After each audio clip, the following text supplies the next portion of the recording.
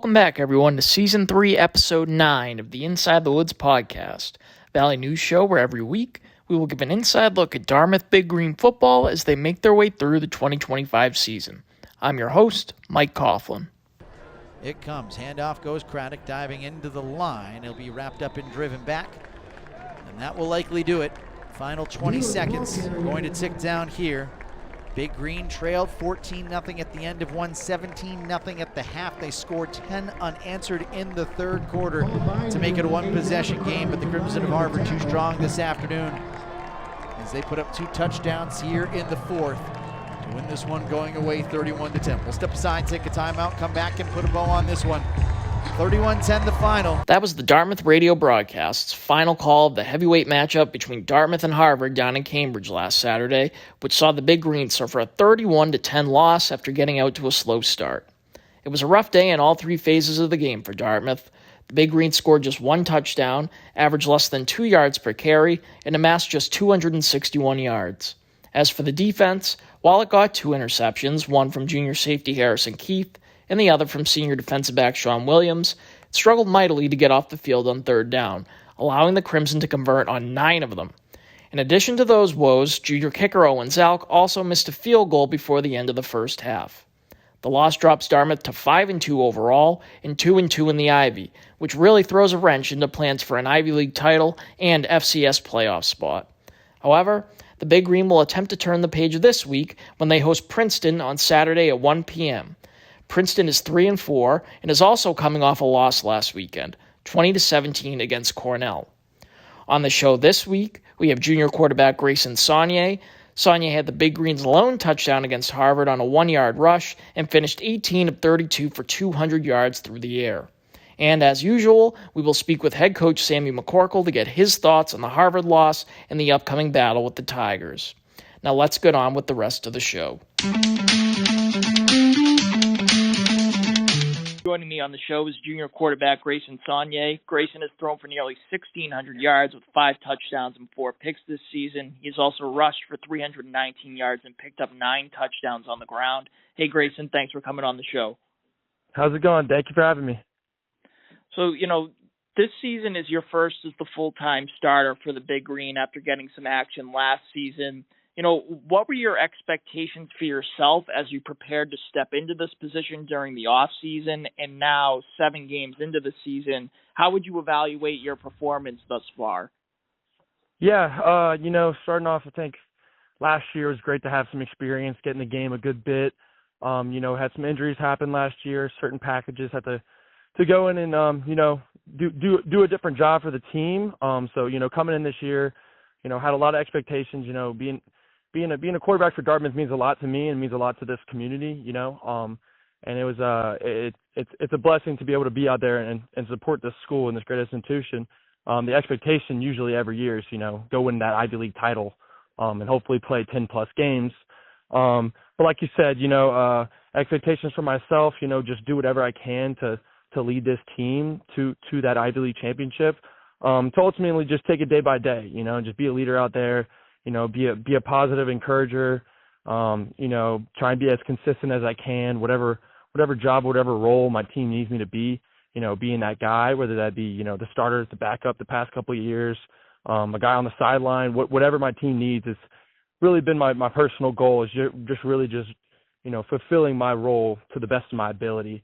I think at times we made that happen as a team. I made that happen myself. And then at times, we come up short. The loss to Penn earlier on in the season, and then of course last week against Harvard was a tough one. But they're good teams, and we're also a good team, and we still have 3 games left this season. You never know how the rankings can shake out. You never know how the standings can go, and all we can do is just keep moving forward. We're super excited to have Princeton come up this week. They're a really good team. They're always a challenge for us, so we just got to keep moving forward and bring our best game this week. Right, and, you mentioned it, a tough loss this past weekend to Harvard. The offense had its struggles, but, you guys were down 2 starting offensive linemen. How impactful were those losses on the line, and how did that affect you going into the game knowing some of your top protectors weren't going to be out there? Right, yeah. it was a struggle to have, Delby and Vashon out last week. Two senior starters who have had significant playing time the past couple of years. But going into the game, there was the approach never changed. I trust in our guys. Cisco and Will Prince, they both did a great job all game. Honestly, I have trust in them. We didn't change the game plan. We had a game plan going in, and we just have to trust our guys. And here at Dartmouth, we always have that same mentality of the next guy up. Guys go down. We had receivers go down earlier in the year. Next guy up. Sophomores, juniors, seniors. Everybody has to be ready. So it was tough. Losing our starting guys wasn't easy. But we have to keep on moving forward. And that's all we did. We didn't get the outcome we wanted, but those guys got a lot of good in-game experience against very, very good team down there in Boston. So, we're still looking forward to keep winning and hopefully keep getting better as the season goes on. Right. And, after the Harvard game, you had made a comment essentially saying that you guys need to have your foot on the gas, for the entire game versus kind of how you guys came out in the second half. You guys have had some slow starts this season. What would you attribute, that to, and how do you change it going forward? Yeah, I think it's just the first snap of the game, really just trying to have a positive impact on the yardage, moving the ball down the field. From the first couple drives of the game just wasn't us. We just came out flat. I don't know if it was a preparation issue or anything like that. We prepared very well. We had energy going into the game. We were super pumped up, ready to go. But things just didn't go our way. And like you said, there's been games where we start off really strong, and there's been games where we didn't. So just looking back at those games that we made it happen. Maybe just trying to go back to the basics and really understanding what we're trying to accomplish, especially on those first couple of drives of the game. And pushing the ball down the field, making it easier on our defense, but also, putting it in the end zone and starting off strong, Right. And, finally, Grayson, I'd just like to ask you about your time at Dartmouth in general so far.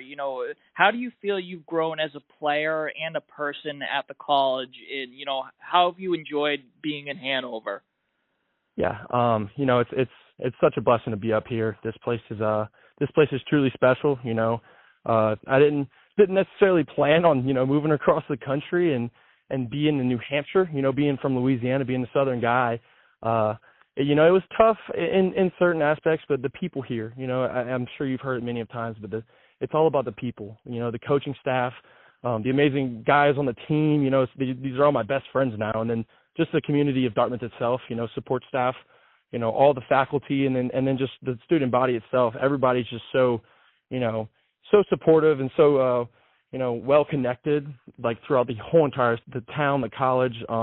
It's been amazing. And I wouldn't ask for anything else in this life, man. It's been such a blessing. I'm 2 years and some through, but we have a lot more to accomplish and on the football field and in the classroom, and really really excited and just soaking in every moment I can. Right. Well, thank you again very much, Grayson, for coming on the show. I really appreciate it, and I wish you guys luck this weekend. Thank you so much. Now, it's time to go inside the numbers on Saturday's battle between the Big Green and the Tigers. The Big Green are winners of the previous two matchups between the squads. They went on the road and won last season 26-17 and beat the Tigers at home 2 years ago 23-21. Historically, this matchup has been pretty close, though, and Dartmouth leads the all-time series with a record of 53-46-4. Princeton enters Saturday's contest ranked 73rd in the country in scoring defense, allowing its opponents to score about 27 points per game, and 62nd in scoring offense, averaging 25 points per game. Whereas the Big Green comes into Saturday with the 23rd ranked scoring defense, allowing just 21 points per game on average, and 48th in scoring offense, averaging about 27 points per game. This week, the Big Green will look to turn things around on the ground after a tough performance against Harvard, and should have a pretty good shot at doing so against a team in Princeton that allows about 165 rushing yards per game.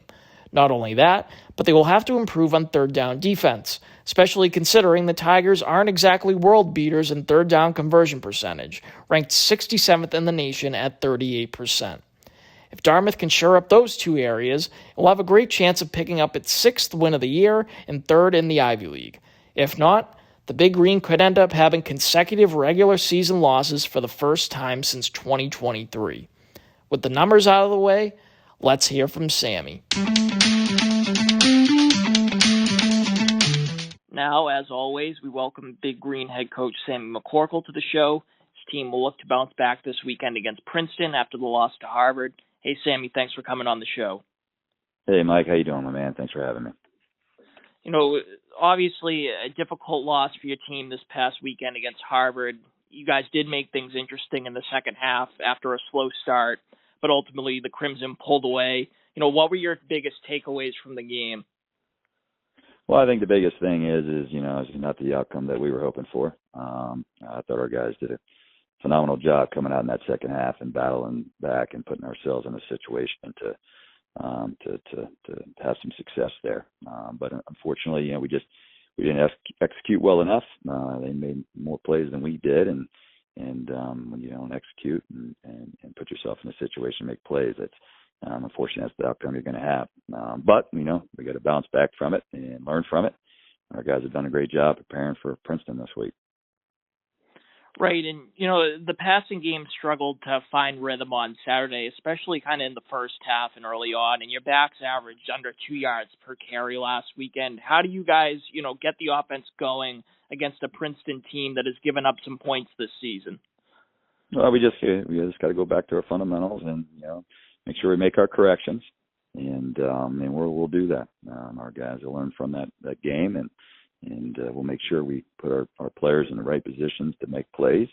And you just, once again, you can't let one game dictate the next game. Either good or bad. You got to prepare yourself and continue to move forward, and that's what our guys are doing. Right, and, conversely, on the other side, on defense, the Crimson passing game, presented some challenges. Guys had some pressure, but gave up some key first downs and, touchdowns through the air. Credit to Harvard, but what do you want to see improve on that side of the ball? No, we just got to continue to make sure we execute. That's the biggest thing. I thought our D-line did a really good job last week of, forcing their quarterback to have to move around. He's a good quarterback. There's a reason why NFL scouts are, watching him, and he's got an opportunity to play at that next level. But no, the biggest thing is we've got to execute, and we've got to make sure we're putting guys in the position to make plays. And then when we ask guys to make plays, those guys got to step up and do it. Which Sean Williams did that, and Harrison Keith did that, and we got to continue having guys do that for us going forward. Right, and with the loss, your squad dropped to 2-2 in the Ivy, which is 4th in the conference. With a shot at another Ivy League title, looking increasingly more difficult to achieve on paper. What are you telling the team? I know you guys like to take things one game at a time, but just if you talk to the team at all about that with the the position you guys are in the standings. No, we don't ever talk about it. We talk about the next game. That's it. We focus on the next game. We can't control what happens outside of what we do. And we can't control what other teams, what their outcomes are. We have no control of that. We only control who we're playing and how we play. And we're going to, there's still a long season left. We still got 3 conference games left in this season. I've been in this league long enough to understand that's a lot of stuff can happen in 3 games. And but regardless of what happens outside, we've got to take care of our business, and that's what we'll continue doing. Right, and lastly, what has jumped out to you about Princeton on film, and what do you think will be the biggest key for you guys to come out with a win this weekend? Well, they have the big play capability offensively, with their receivers, and I think that both from their running backs, they run really hard, physical runners, and they'll utilize 2 quarterbacks at times. But I tell you, they have the ability to create big plays offensively and defensively. I mean, just watching the way they pursue the football, and they run around at every level. They've got good players, and they play physical. They play fast. They're very athletic on defense. And so that's a huge challenge for us, and we've got to make sure we prepare ourselves for it. All right. Well, as always, Coach, thanks very much for coming on. I really appreciate it, and I wish you guys luck this weekend. Thanks, Mike. Appreciate it. And that was Season 3, Episode 9 of the Inside the Woods podcast. As always, thanks for listening. We'll be back again next week with the fallout from Saturday's Tango with the Tigers. We'll also preview the Big Green's next matchup, which is at home against Cornell. If you have a question for Sammy, email sports@v, as in valleynews.com. That's sports@vnews.com. Emails there will give you the chance to have Coach answer your question on the next podcast. Thanks again for listening, and we'll see you next week.